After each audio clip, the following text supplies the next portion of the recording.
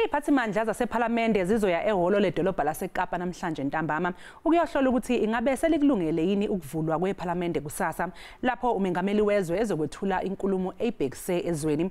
Ukuzwa kabanzi ngalokho sixhumana nentatheli yeindaba ze-SABC uBulelani Philip. Bulelani sikwamukele endabeni zehora lokuqala. Sibonile izolo usomlomo wesishayamathetho sikazwelonke ememezela ukuthi kubekwe eceleni imali ezigidini eziyisishiyagalombili zamarandi ukuze kusingathwe lo mcimbi. Ingabe yini esingayilindela ukuba yenzeke namhlanje?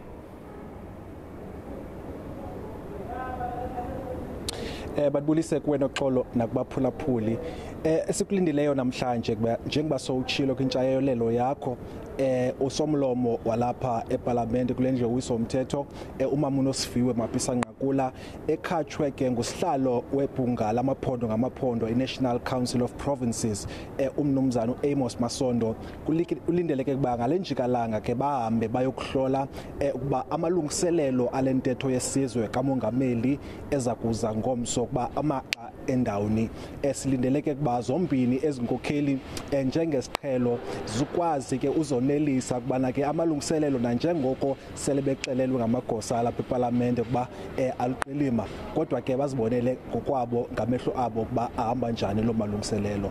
Kodwa ke njengomuntu ebekhe wakhona phaya ngalentsina namhlanje siyabona kuba ke ukhuseleko luthe lawo liqimba kakhulu akungeni nabani na.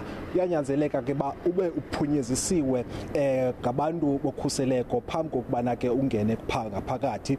Kwakhona ke nezitishi zonomathotholo izitishi zomonobabona kude nazo ke ziyeqala ngoku ukwazi ke ukumisa indawo apho ke zizawuthi zishicilele le ntetho yesizwe kamongameli. Kodwa ke kwelinye icala neziphatha nabantu abaphethe ke imeko zokukhuseleko baqhubeka bedibanele apha ke ngaphakathi kwezakhiwo zalapha ePhalamende bezokwenza ke amalungiselelo kokugqibela ukuqinisekisa ke ukhuseleko lwelibalqilima. Kodwa ke into esiyivileyo yokubana ke inet joints engumbutho ke wamapolisa kwaye ne-state security agency kwaye namajoni uthe ke walumkisa wonke umuntu ongaphunyeziswanga ukubana ke ababinxalenye nale mibhiyozo kanye lo msitho ukubana ke angasondeleli ke phaa kwela holo lapha eKapa.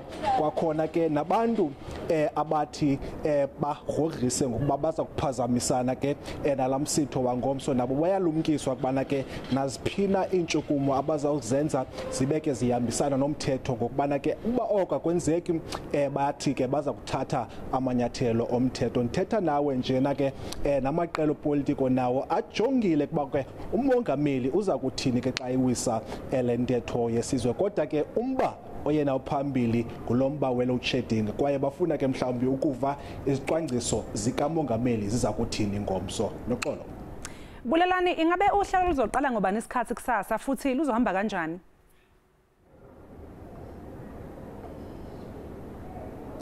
Jonga kwesiqhelo ke le ntetho yesizwe kwamongameli iza kuqala ke ngentsimbi yesixhenxe ebusuku 7 PM. Kodwa ke ezinye inkqubo ke ezikhapha ke lo ntetho yesizwe ezibalula ke le procession idla ngokwenzeka nyaka ekubandakanya mhlawumbi amacandelo ngamacandelo okhuseleko South African Navy, South African National Defence Force kwaye namapolisa yona ke mhlawumbi iyawuthi iqale phake ngentsimbi yesihlanu. Kodwa ke ndithetha nawe ungayifumana ke le ntetho yesizwe kamongameli ngo-7 PM apha kwindaba zakho ze-SABC. Sibonga kakhulu lo bekuwuBulelani Philip onkanise ePhalamende eKapa.